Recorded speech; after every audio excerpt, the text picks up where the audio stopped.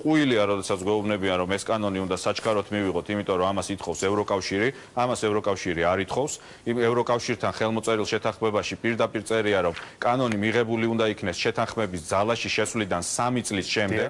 ფაქტმეტრის დასკვნით დავით ბაქრაძის ეს განცხადება არის სიმართლე. ერთიანი ნაციონალური მოძრაობის ლიდერმა აღნიშნული განცხადება სატელევიზიო რეკლამებთან დაკავშირებულ საკანონმდებლო ცვლილებებზე საუბრისას გააკეთა. 2014 წლის 27 ივნისს საქართველომ ევროკავშირთან ასოცირების შესახებ შეთანხმებას მოაწერა ხელი. ამ ხელშეკრულებით საქართველომ ეროვნული კანონმდებლობის ევროკავშირის საკანონმდებლო აქტებთან დაახლოების ვალდებულება აიღო. ასოცირების ხელშეკრულების თანახმად საქართველოს აღებული აქვს მაუწყებლობის შესახებ კანონის ევროსაბჭოსა და ევროპარლამენტის მიერ მიღებული აუდიოვიზუალური მედიის მომსახურების დირექტივასთან დაახლოების ვალდებულება.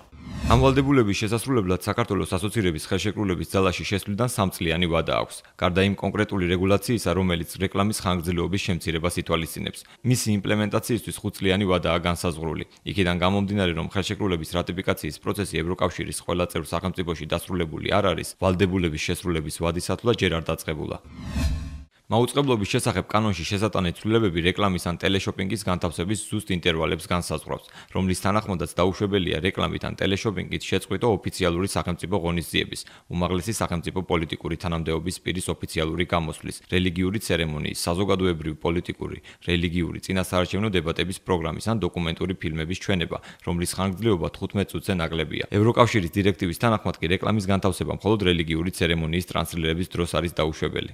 კანონპროექტის თანახმად ახალი ამბების პროგრამა რეკლამით არაუმეტეს 15 წუთში ერთხელ, ხოლო ფილმი 30 წუთში ერთხელ შეიძლება შეწყდეს. ევროკავშირის დირექტივის თანახმად ახალი ამბების პროგრამაზე იდენტური ინტერვალი საათში 30 წუთის ოდენობით ვრცელდება. ყველაზე მნიშვნელოვანი შეზღუდვა, რომელსაც კანონპროექტი ითვალისწინებს, რეკლამის საერთო ხანგრძლივობას ეხება. რეგულაციის თანახმად რეკლამა ან ტელეშოპინგი ეთერში ისე უნდა განთავსდეს, რომ სამაუწყებლო საათის 20%, ანუ 12 წუთს არ უნდა აღემატებოდეს. საქართველოს მაუწყებლობის შესახებ კანონში შესატანი ცვლილებები ევროპის კავშირის დირექტივის მსგავს შეზღუდვებს ითვალისწინებს, თუმცა აწესებს ახალ დამატებით რეგულაციებსაც. ევროპის კავშირის დირექტივის თანახმად სატელევიზიო პროგრამებთან დაკავშირებული ანონსი 12 წუთიან სარეკლამო ჭრაში არ შედის.